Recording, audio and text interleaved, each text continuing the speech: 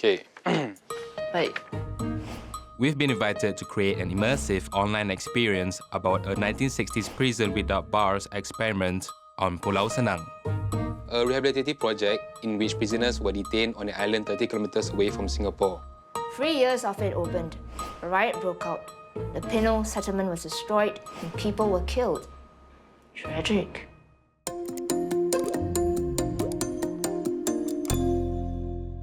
My name is Natalie and I like to draw things.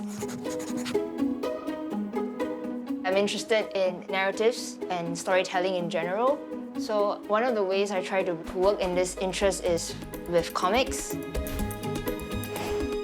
And more recently with interactive fiction, like those choose your adventure type games. I'm Zeki, and I'm a sound designer. Everywhere I go, sounds keep playing in my head. You just wish that you have a handheld recorder with you all the time.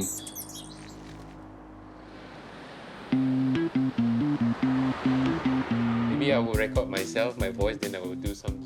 Natalie and I are working on this interactive project with a talented but very shy web developer who prefers to remain anonymous. The first thing we need to figure out, what makes a good interactive experience? I guess there's many ways of consuming media. It could be reading a book or like watching a movie.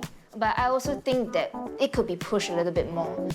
An interactive experience is where an audience or a user engages more actively with the story. So it could be something like AR, VR, or a gaming experience. What's most important is actually a very compelling story that the audience can immerse themselves and to feel what it must have felt like on an island. I think there's plenty of that to be explored in this Pulau Senang experiment.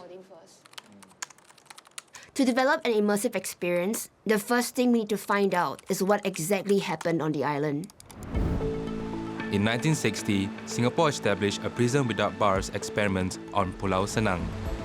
The aim of the project was to rehabilitate notorious gang members who could earn their release through hard labor.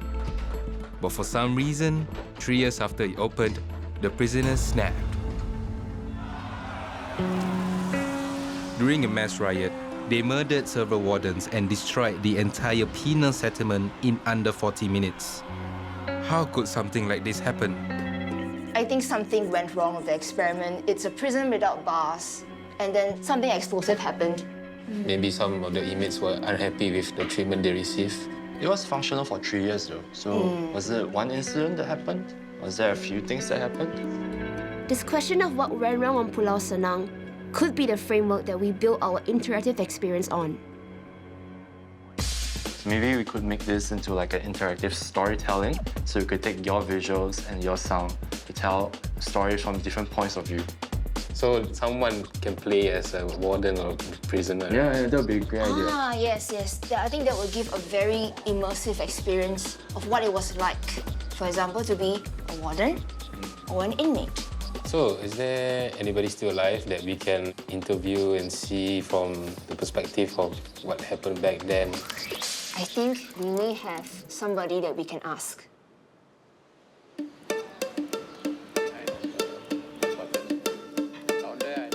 We've managed to track down 79-year-old Muhammad bin Po, also known as Pak Mat, a former boatman on Pulau Senang who was on the island on the day of the riot almost 60 years ago. We read that you survived the day of the riot. Can you tell us what happened on that day? That day is Friday. So I woke up, then I was surprised. After that, I heard a sound of like bomb like that, see? Wow. They burned the generator. Pak Mat escaped through the back door of his quarters and ran towards his boat by the shore. He drove out to sea to get out of harm's way, but remained close enough to witness the detainees wreak havoc on the island. The riot is started by a team of them. This gang burned all the building. This gang go and find the water. It's very haywire on the island itself. They cari who they tak suka, you know. Not everybody just cut off like that. If they cut off, I gone already. What? Do you happen to know what was the incident that started the riot? According to the prisoners, they said they're not satisfied with the work itself on the island because every morning on the low tide, they have to go for build a jetty. On top of building a jetty at odd hours, detainees also worked on prison farms and were tasked with building all the facilities on the island, which often exceeded their 44-hour work week. So every day is like that, very stressful. Pak Mat tells us that the detainees were being kept on the island under a special law that allowed Singapore's police to detain men suspected of having links to secret societies indefinitely and without trial. You just imagine if you put in one place, how good the place also, if there is no sentence, what happened to you? You put in this house, a very nice house. Okay, you just stay here. Don't know when you can release. You see, is it good? No way, one. I saw the prisoner, it's very, very sad. I see this photo, very sad, you know. I feel to cry also to see this photo.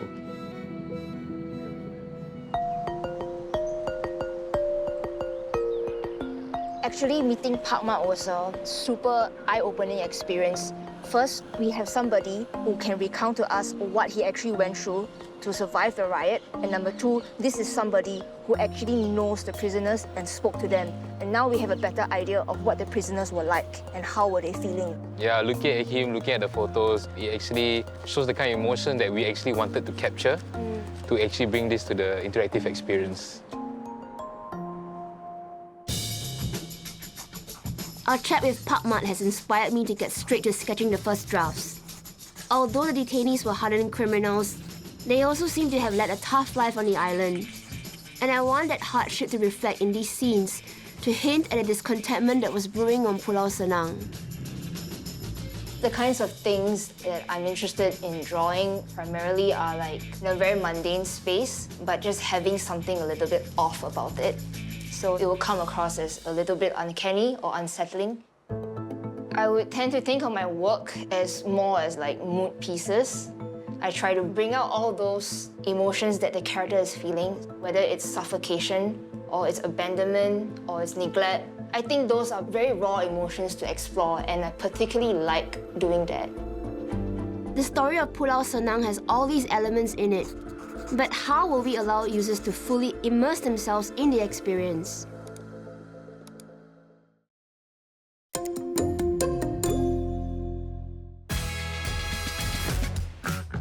I'm Natalie, an illustrator. My fellow collaborators and I are creating an interactive experience based on the prison riots on Pulau Senang, an island off Singapore. We have decided to create a game in which users can experience both sides of the story, either as a warden or a prisoner. And I think we can use Pak Mat's tale of his escape from the riot as further inspiration for the game.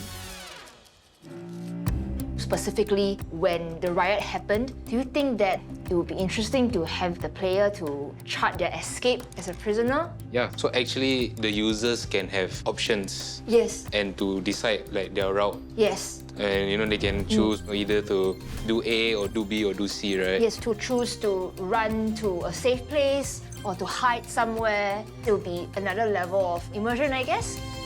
Before being in the thick of the riot, we should actually have a few stages before that. Correct. To actually allow the users to experience what led up to the riot. Maybe even the possible reason why it even happened. Yeah, like how did they feel or what did they go through to actually have that trigger point of... That's true. Then... Now that we have a rough structure, we need to piece together the details of the story. We know that the riots were led by detained gang members. To find out more, I'm speaking to Sukhdev Singh, a retired police officer who grew up in the 50s and 60s in Singapore, when gang activity was rife. Can you please tell me about who are these secret society members and why would they join a gang? When I was growing up, unemployment was horrible.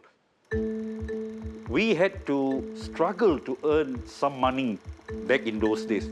The easiest way out to make money, to get power, was to join secret societies. So what was your experience dealing with secret societies? I joined the police force in October 1969. During that period, secret societies was a menace. We had cases of armed robberies with dangerous weapons. We used to receive a lot of calls from frantic callers. Hey, there's a clash going on. Please do something. In the Pulau Senang penal settlement, there were a lot of secret societies. How would they have conducted themselves on the island? They were die-hard supporters of their groups. They were very loyal. Sukhdev tells me that a secret society member would pledge allegiance through initiation rites and tattoos that represented the group. I was wondering if there were any tensions. What do you think may have happened on the island itself? I believe the biggest mistake made was to allow inmates to become attendants.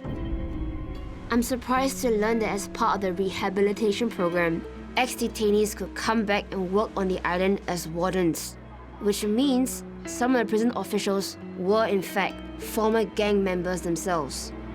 It was hoped that they would change and then be released back into the society as a responsible person. But sadly, something worse happened.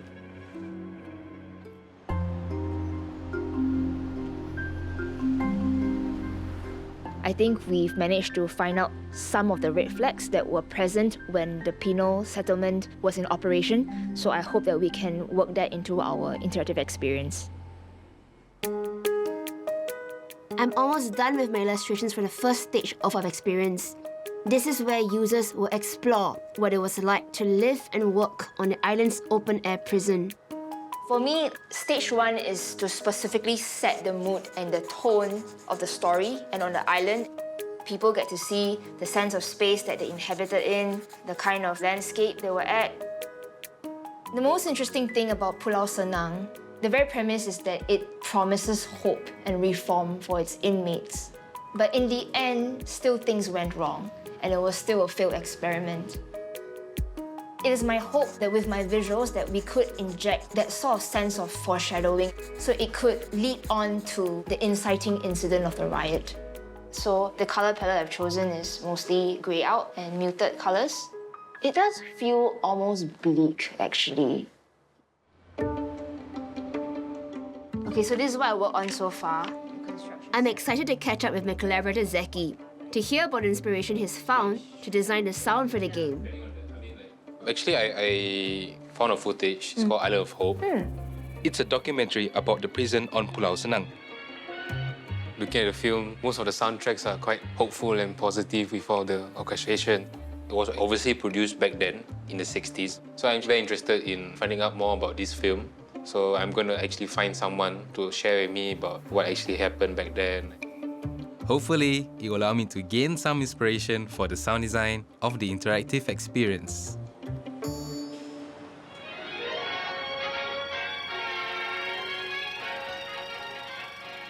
I'm meeting with filmmaker and history professor Sandeep Ray to learn more about the sound and story behind the documentary I found.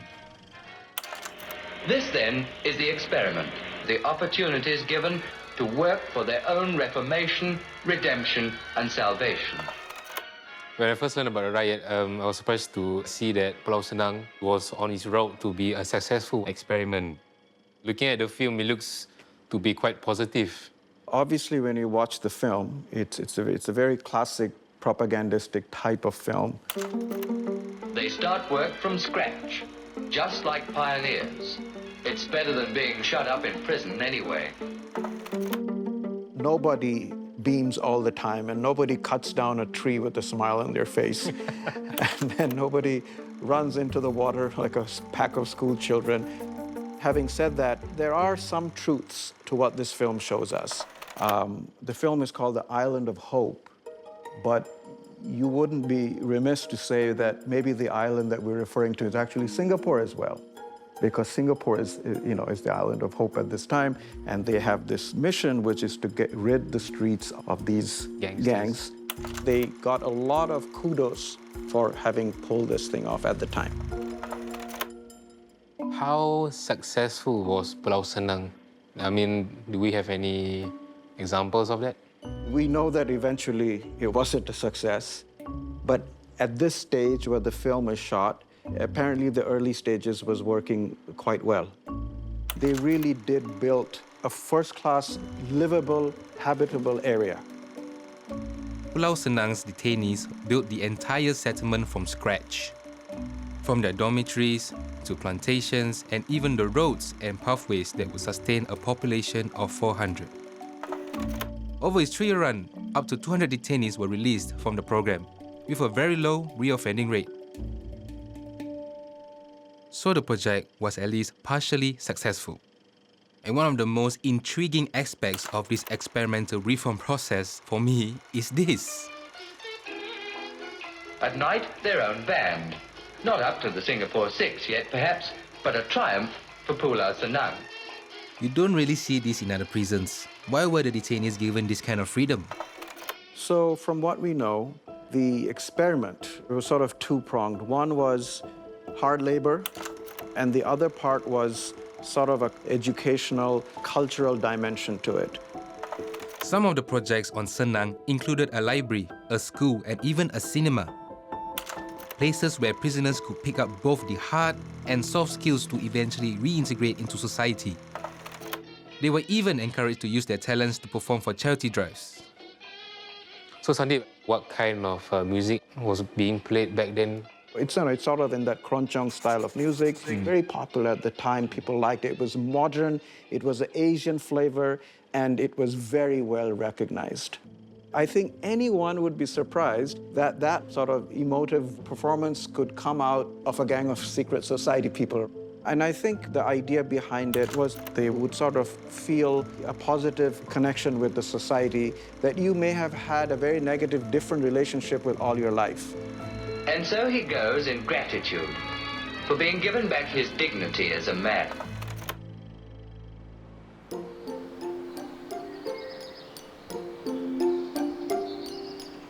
Sandeep, he actually gave me some light on the current affairs of that era. In the film, the shift of atmospheric emotions with those big orchestras gives the viewers some sense of hope. But in the end, we know that something eventually did go terribly wrong, and the prisoners rioted. Pulau Senang, now to me, it's not an island of hope. It was just an island of uncertainty. I'm interested in the role that music played in alleviating some of this uncertainty. This is definitely something that I would like to explore and experiment and bring it to the interactive experience.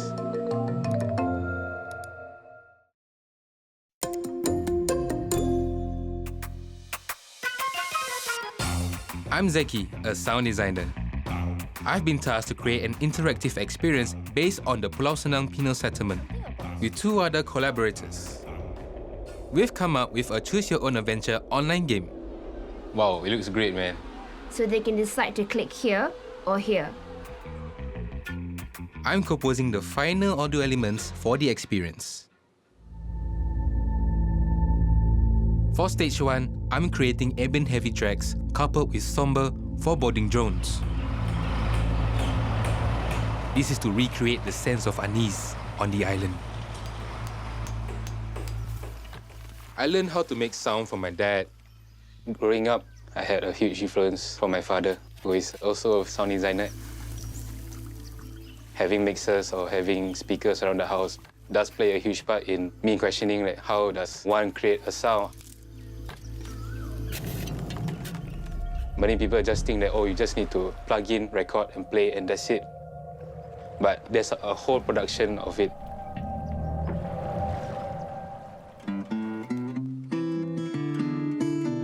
I've also asked my younger brother Ozan, who plays the guitar much better than I do, to collaborate with me on this project. I was thinking that we should include the part where we can see the prisoners get together after working the whole day. Music, brings unity, and also probably music helps the prisoners to calm down. Yeah. One of our inspirations is the Kronchong-style music that the band of detainees were playing on Pulau Senang. But we want to combine it with a more somber mood. And Ozan suggests a genre that fits our story like a glove: the blues. The blues is always about that hardship and nostalgic feeling.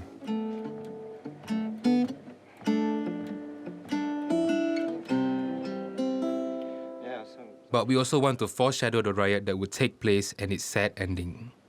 How can we give that kind of darkness, that kind of solemn, the feelings that would allow the users to realize that, oh, this is the end of the interactive experience? Yeah, maybe you could do something like minor key.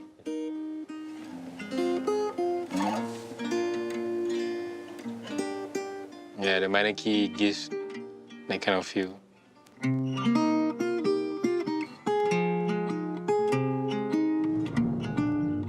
I only knew about Pulau Senang after I was tasked to do the sound design for this interactive experience. It's quite interesting in a way that this wasn't taught in our social studies back in schools. I hope users really get to experience and connect to the story as they go through the scenarios of the online game and understand history from different viewpoints. I guess what we're trying to hopefully bring out is authenticity of the whole experience with sound design and with the artwork as well. I'm really excited to see what people think of this interactive game when they play it.